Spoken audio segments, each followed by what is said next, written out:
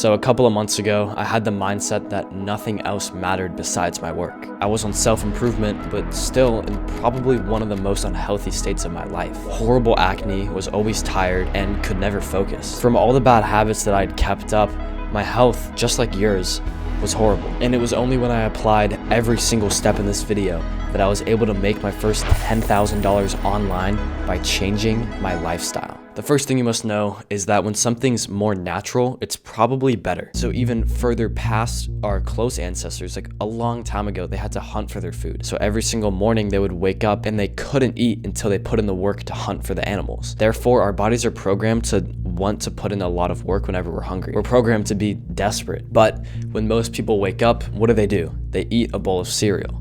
They eat cereal, they eat pancakes, waffles, they eat all these bad things that aren't helping them. So they wake up and they eat these carbs that are, first of all, it's taking a ton of energy out of you because it's digesting in your stomach. Second of all, you're making your body feel like it's already done the hardest part of the day. It's gotten the food. Okay, you can rest now. That's what it thinks. But no, you just started your day and you have work to do. This is why we see a lot of people like Eamon Gotzi, Andrew Tate, Hamza, all these popular self-improvement creators, they all talk about how they fast for their mornings. So one big thing you could take out of this primal thing is that you should be fasting in your mornings. This will make you healthier. This will make you want to work harder. All around, you'll improve your life in all aspects. So while just going through everyday life, think about how our ancestors lived. Think how they went about their days, and that's how our bodies are programmed to work. So this is why health leads to success, and why this whole video is so important for your future. A lot of people neglect health because they think it's taking too much time out of their life, and they'd rather put that into the direct work. But indirectly,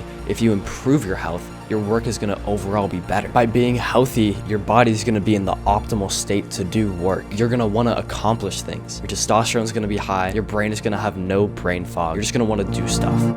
The next thing I want you to focus on is watching what you eat. Like I just said, our ancestors used to eat all natural foods that came from the earth. They weren't processed, they weren't McDonald's or any of this junk food that we're eating nowadays. They were just straight up whole foods. So this is what you should be doing. You should be eating the cleanest foods possible. And a lot of people are thinking, it's not a big deal, I just like the way McDonald's tastes. But no, you're wrong. Even if you don't believe it, just by hearing this many people say that junk food and all these processed foods are destroying your life should be enough reason to maybe try staying away from it and just seeing how it affects you. Because I'm gonna be honest, I was eating processed foods for a while. I was like ignoring this whole carnivore diet, whole foods concept for a while because I thought, oh, it's not good for your gains. I'm not gonna make good gains if I'm not eating a lot of food. But it's like, you have to get to a point where you start realizing getting bodybuilder massive isn't the way to do it. Sam Sulek drinking chocolate milk jugs, eating donuts, that's horrible for you. His health is horrible. His flow state is probably horrible. You can't focus. Overall, it's gonna make you a worse person. So stay away from those things. It's horrible. So minimize carbs as much as you can. You don't wanna be eating carbs because it takes so much energy to digest carbs. It's gonna zap your energy. All your blood flow is gonna rush to your stomach and go away from your brain, especially in the morning.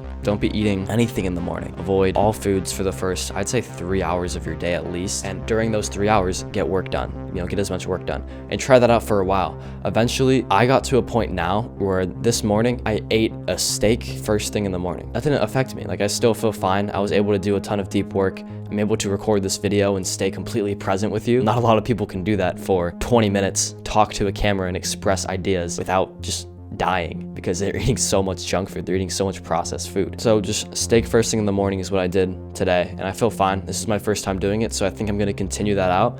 But I recommend for you, start by fasting in the mornings and just doing your deep work and just seeing how that affects you, because it'll be a game changer. It really affected me when I first did it. So try it out, see how it works for you. Try to stay away from all the processed stuff. Don't trust these food labels. Just because it says organic doesn't mean it's good for you. Try to be better with your food because it affects your mental state a ton. The average attention span is less than a goldfish. A goldfish has a higher attention span than most people. Just by hearing that fact, you should realize that you need to learn how to master your emotions. You want to be a logical thinker. You don't want to be going off feelings and emotions. That's how you make bad decisions. So the way to increase this is by meditating every single day. And I mean every single day. Do not miss a single day. And you can start off with 5 minutes. You see all these people doing 30-minute candle ceremony meditations.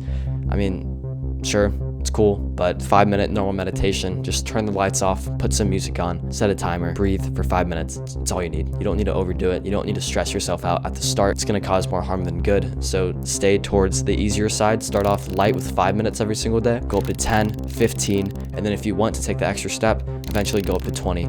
I found myself staying at 15 minutes because it's like the perfect sweet spot of meditation. But it's gonna help you stay present. It's gonna teach you how to focus on one thing without all these distractions of your phone and social media. All these things are just destroying your mental state and not allowing you to focus on the work that you need to do. It's keeping you poor. So some other things you should do on top of meditation is breathe fully a lot. So whenever you can, whenever you're in a state when you're nervous or you're feeling like you aren't that confident, just do the deep breath. Just breathe in through your nose, out through your mouth, and do it really deep. So what the whole idea of it is, you want to breathe through your nose, you want to fill up your stomach, and then you want to fill up your chest, like it's going up your body almost, the breath, and you hold it for a second, and then you breathe it all out. And that's gonna reset your mind, and it is found to make you a more confident person, and you're gonna appear more confident to other people as well, to keep your head up, to speak more clearly, to not want to rush sentences or rush conversations. It'll also make you more present in conversations, because a lot of people now, they're having conversations and they just go on their phone like mid-conversation. It's like, that's not how you have a conversation. That's not how you're supposed to be present. Like, even if you're holding your phone during a conversation, if I'm talking to you right now and my phone's in my hand, I'm like talking like this, you can tell that I'm not totally present with you, because at any second if I get a text, this is my main focus, not the camera. So just the fact that I'm holding a phone right now is gonna make it seem like I'm not totally present talking to you. So breathing fully will help you do that without it being uncomfortable, because it's uncomfortable to hold eye contact at first, but when you breathe fully, you'll become a healthier person, you'll be getting better oxygen, more of it, and you'll be more present in conversations and everyday life. And this last one is gonna really change the game for a lot of you. That is to go outside more. Sure, maybe you're like, I go on walks here and there. Go outside even more than that. Our ancestors used to be outside for what, like 10 hours a day? That's like what we're made to do. We're made to be outside. So go outside, see the sun, touch grass, do grounding. A lot of people talk about grounding. Sure, do that if you want to. Just go outside and breathe real air. Get out of artificial lighting. My room is full of it. I have LEDs, I have computer screens, phones. So I try to leave this room whenever I can. If I can work out in a different room where there's sun coming through the window, I'll do that. It'll help me be more creative. It'll help me clear my mind more and be more present with my work. So all you gotta do, if you wanna start just going outside, maybe you don't have work to do, put some headphones on, throw on a podcast, try to do a handstand. This is what I started doing. When I started doing this whole purposely going outside, I just tried to learn how to do a handstand. It makes you get in the grass, it makes you get in the dirt, really get into nature. And you're out in the sun. If it's sunny where you live right now, maybe it's snowing, then maybe you can't really do that. It's not the best idea, but you could still go on walks around your neighborhood, something like that. Just go outside more, see the sun, see nature, and it'll make you a happier, healthier, better, more productive person.